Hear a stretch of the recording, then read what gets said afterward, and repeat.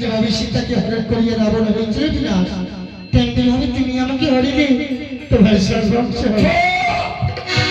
আমি সন্তানের সার পরিদিবের প্রতিকার আমার হবে মহাবত না। তুমি যদি সতী মায়ের সতী কন্যা হয়ে থাকো তাহলে শিবের কাছে তোমার সতীতা বজায় থাকবে। যদি ও সতী নারী হয়ে থাকো তোমার সতীতাকে শোনো শোনো সুন্দরী, আমি বলে তোরে এ মুহূর্তে আসবে আমার হেমন্ত নন্দিনী, লুকিয়ে থাকো আমার জটার।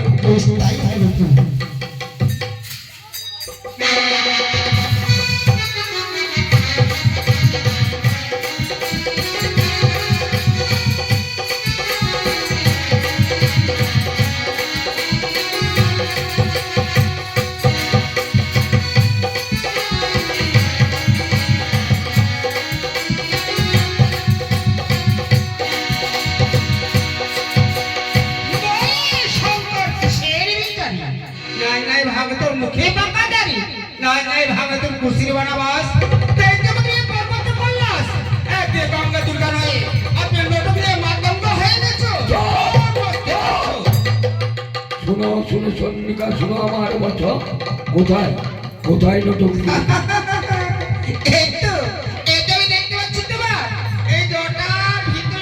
শুনো শুনো চন্দ্রিকা, শুনো আমার বচন। এই সতী নারী এসেছে স্বামী দিয়াইরা, বিদায় করো তাকে।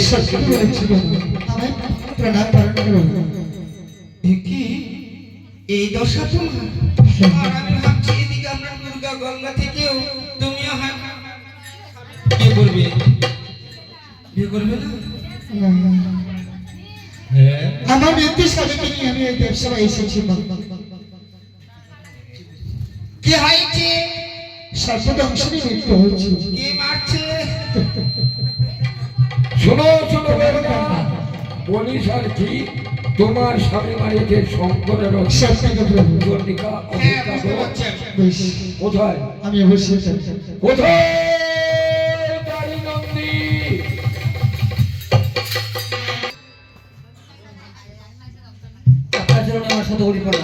তোমার কল্যাণ পুত্র দাড়ি নন্দী তোমাকে কেন স্মরণ করেছি জানো? শুনো শুনো পুত্র নন্দী মনে করো, এই মুহূর্তে যেতে হলে তোমাদের ময়না পাঠনে আছে আমার কন্যা নাম কি পদ্মাবতী। তাহার কাছে গিয়ে বলবে তোমাকে স্মরণ করেছে আমার পিতা দেবসুলভ। ময়না নগরী যাও পুত্র।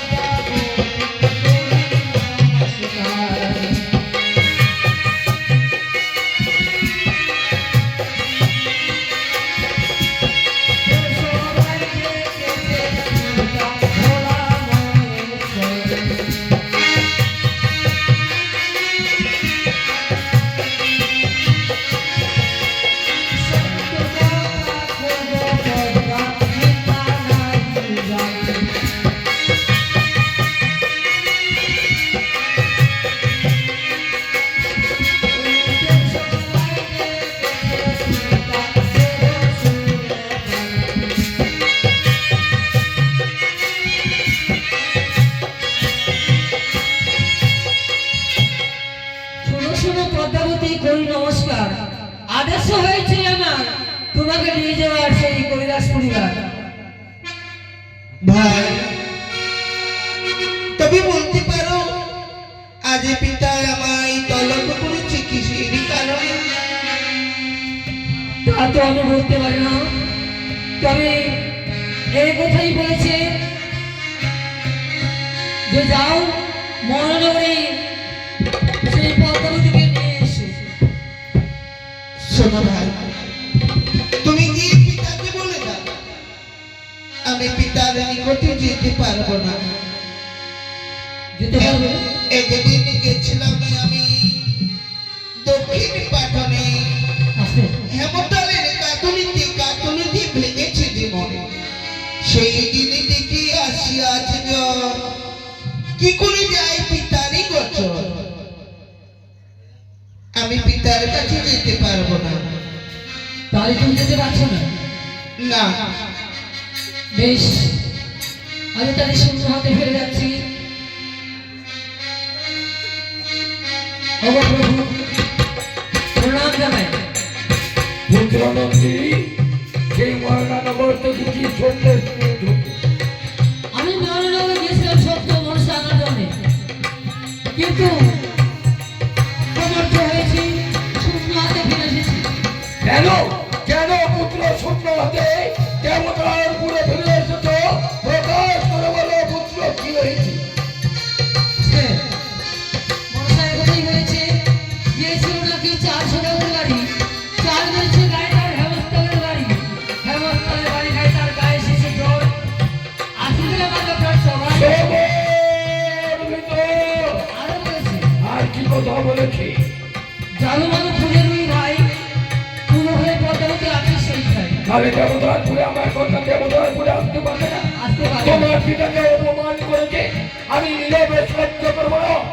আমি যখন অপমান হয়েছি আবার মহানগরে তোমাকে পুনরায় যেতে হবে।